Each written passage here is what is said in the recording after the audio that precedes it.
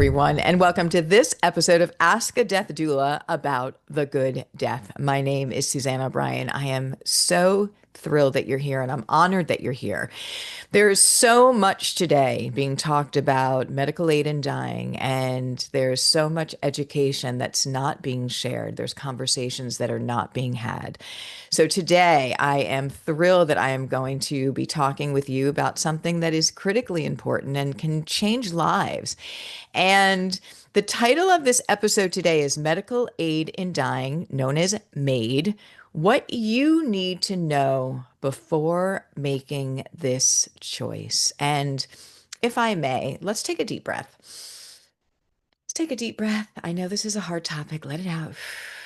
And let's just step into this space of presence. And what I ask of you is to just be open to this discussion, because I know that people get triggered by this, and I know that it's a hot button for control. And let's really break this down, and let's share conversations and education that's how we make change, and that's how we make the right informed decisions for ourselves and for those we love. So the episode and the purpose of this episode is to offer clear, compassionate, and fact-based education on medical aid in dying, helping people and families understand what it is, why some people choose it, and what options are available without needing to change a law.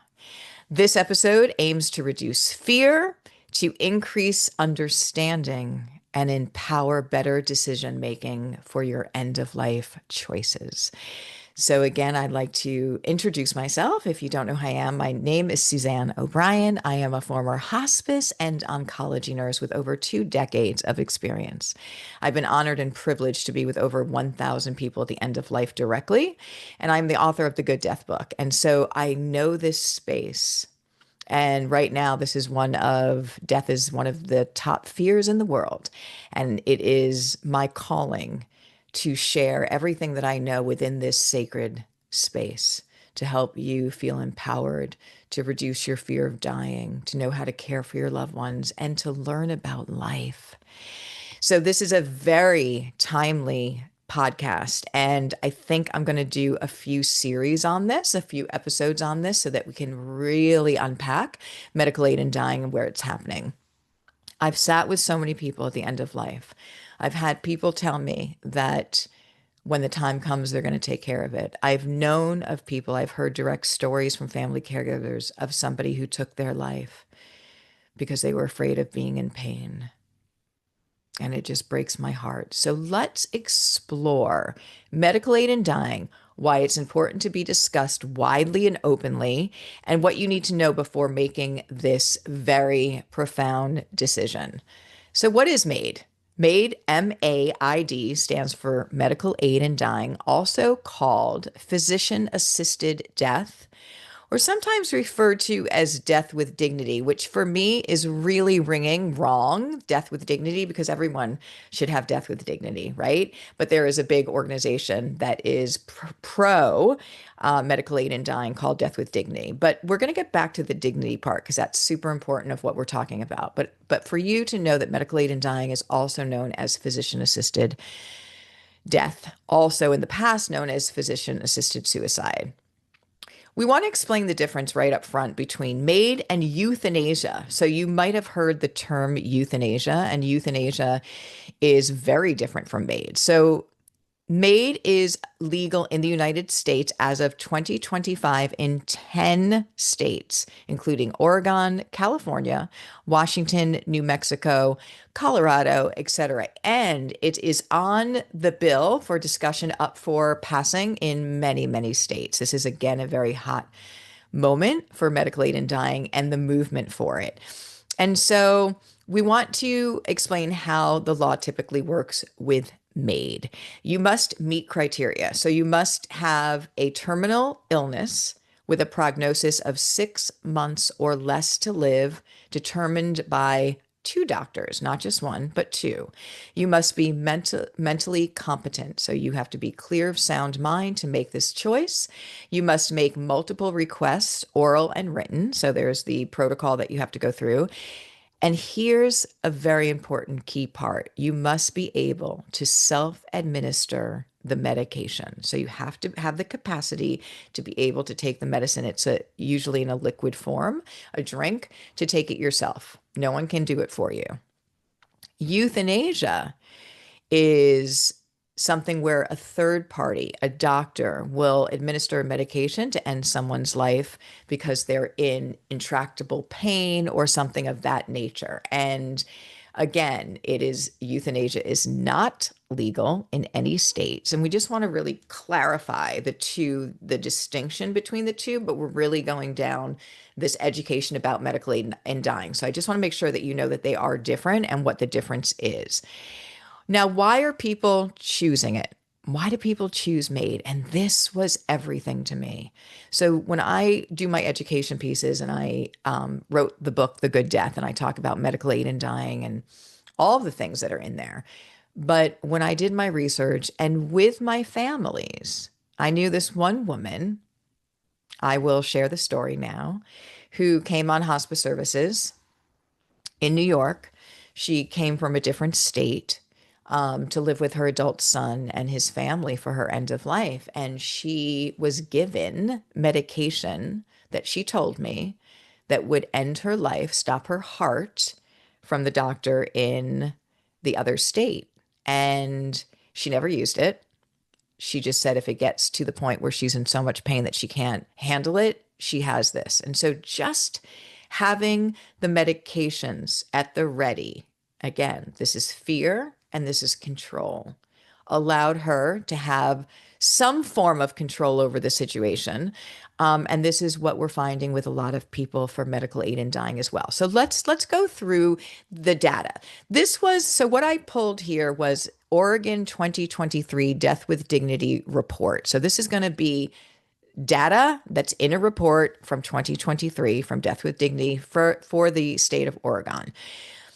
68% of people wanted to choose medical aid in dying because of the loss of control, the loss of autonomy. 45% said that they wanted it because of the loss of dignity, what they felt was dignity.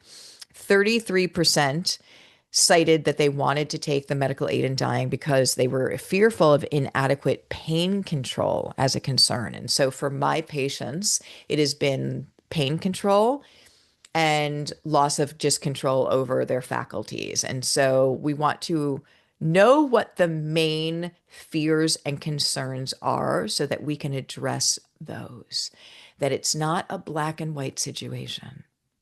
That if somebody's fearful that I am going to be in intractable pain, which by the way is a legitimate fear, no one ever should or wants to be in intractable pain, shouldn't we be educating on that? Shouldn't we, as end-of-life hospice professionals, educate on really good pain symptom management and how that works? Because I'll tell you right now, we are so privileged to have everything that we need to keep people comfortable, and we can do that really, really well. And so we want to make sure that we are showing up where the concerns are, showing up where the lack of education is. And so that is a main one.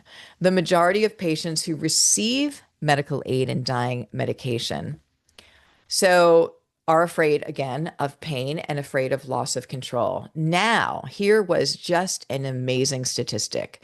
25 to 35% of the people in Oregon who got the medication for medical aid in dying never used it. Now, that's just Oregon. I know that there are places that I have heard that it's much higher.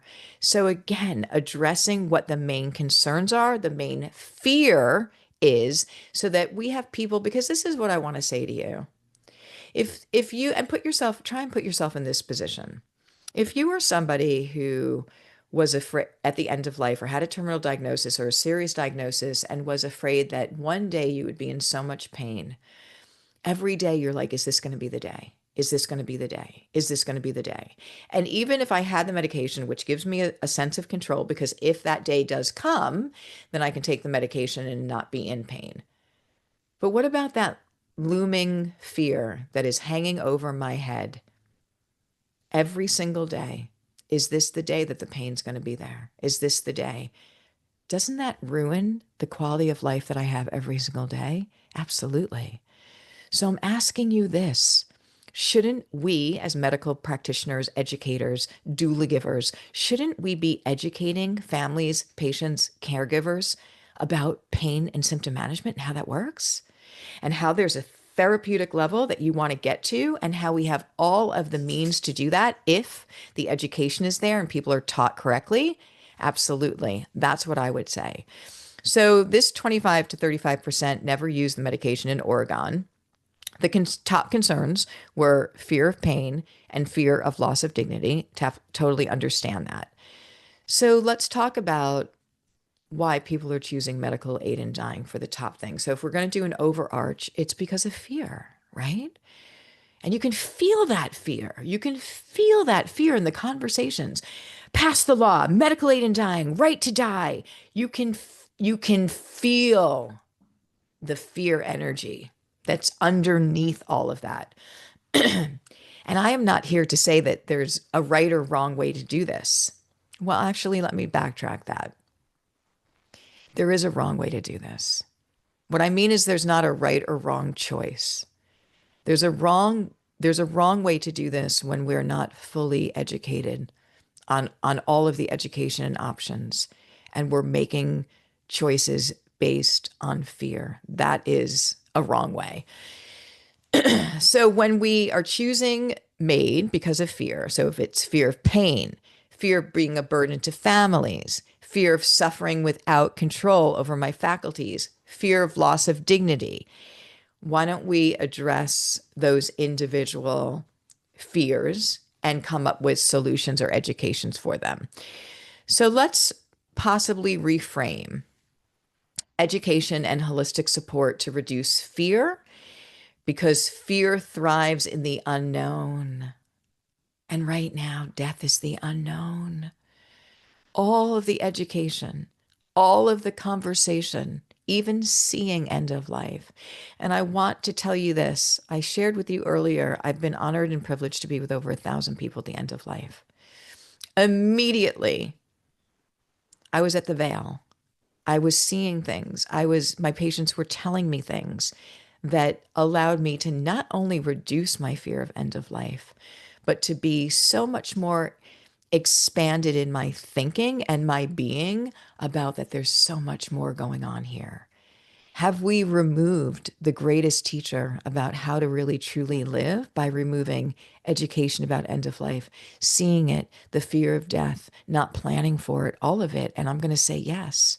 So fear thrives in the unknown. So let's have the known. Let's talk about this. Let's not only talk about medical aid and dying, but let's talk about end of life and all of the wisdom and things that we know about it that enrich that experience, but also bringing it back to a sacred, natural experience, but also enriches your life today in every single way. So, what people often don't know about medical aid and dying when they're choosing it, or what they really don't know in general, is that pain is manageable.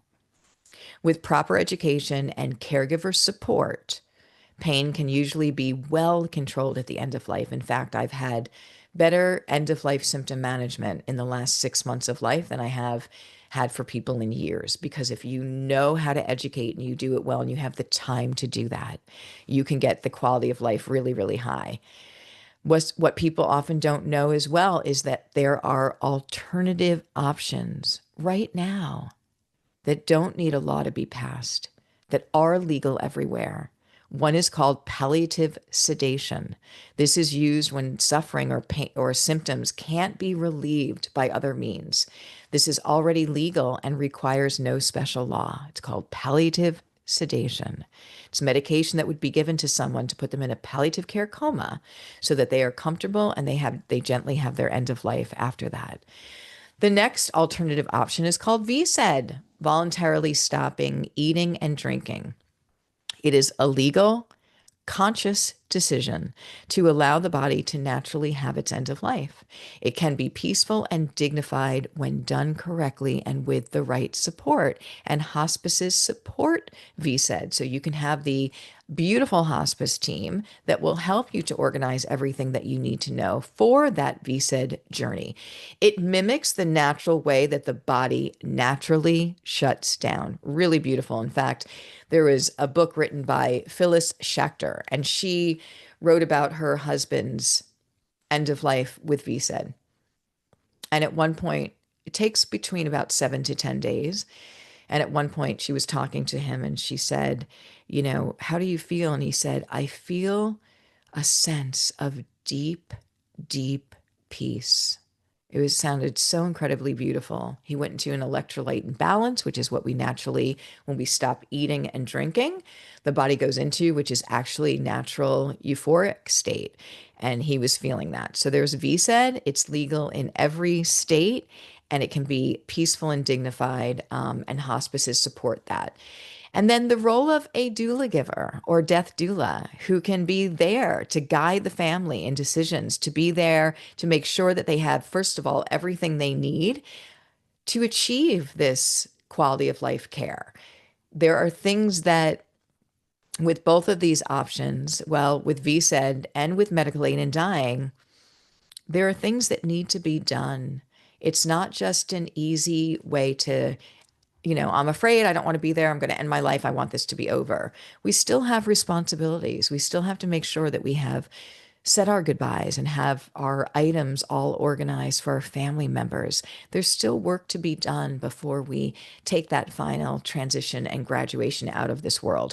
So a doula giver, a death doula, can help do that and really help oversee all of the coordination of all of those choices. It's really great to have a sounding board. What you need to know before choosing medical aid in dying. So I want to be clear that you can choose whatever you want, and you should. This should be only your decision. It should be subjective, but here's what I find is not happening: that people are not given the education, they are not informed, and they are not always making subjective decisions for themselves. They're being influenced by family members, physicians, other people, whatever it may be. And so whatever decision you make in your life, please make sure that it is your decision and that it is an informed, subjective one. So what you need to know before choosing medical aid in dying is you want to ask questions to yourself and your loved one if they're choosing it. Number one, am I choosing this out of fear? And I'm going to tell you, I'm not a betting woman, but I'll tell you, I'm going to go 98% of the time, it's going to be out of fear. Fear of loss of control, fear of being in pain, fear of not being dignified. So let's address the fear. So let's just take a deep breath and address the fears. Doesn't mean that you can't have this option, but let's address the fears. So the first question you want to ask is, am I choosing this out of fear? And you want to ask your loved one. If your loved one is choosing medical aid in dying, ask them, are you choosing this out of fear? Let's talk about that. The second question is, have I been fully educated on all of the options? And I can tell you right now, the answer is most likely going to be no. Have you been educated on hospice care? Have you been educated on palliative sedation? Have you been educated on VSED? Because those options are available right now and they're legal everywhere. The third question is, do I have access to proper end-of-life care and support? You need support. Your loved ones need support at this time and always in an end-of-life scenario. End-of-life cannot and should not ever be done by one person. So do I have the right support right now? Let's just say if it was me choosing, wanting, or to entertain choosing medical aid in dying, I want to ask myself, or I want someone to ask me, do I have the right emotional and spiritual support at this moment? And probably the answer is no. So let's get you that. The importance of a support team, hospice, end-of-life doula, also known as a death doula, family, spiritual support. If you're choosing medical aid in dying, you also need to know the process. So in the United States, the process for being eligible, there's process for that. You need to be determined that you have a terminal diagnosis, that your disease process, if it runs its natural course, you will have your end of life within 6 months or less. Two doctors have to sign off on the approval of that. You need to be of sound mind. You need to be 18 years or older. You need to have sound frame mind, and you need to be able to ingest the medication by yourself. No one can do that for you. You also have to have a psychological evaluation if needed. So they might deem that being part of the criteria based on what the doctors see. So here's what I really want to share with you is that there's so much in this space. There's so much empowerment. There's so much healing. There's so much inspiration talking about end of life. And I often will say talking about end of life is talking about life. They are not exclusive of one another. And when we start to open up the conversation about end of life planning and having a good death, and what does that mean? There are so many different choices. So I want you to know this because I've seen it over and over again.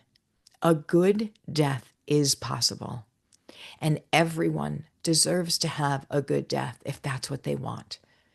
You know, we're all on our own journey, but everyone deserves the education, the conversation, all of the things that we know. And inviting you into this space with this podcast, with this book, with this conversation and community allows you to ask those questions, allows you to get those resources, and allows you to just exhale in this space and remember that death is a sacred, natural experience and can go really, really well with the right support and kindness.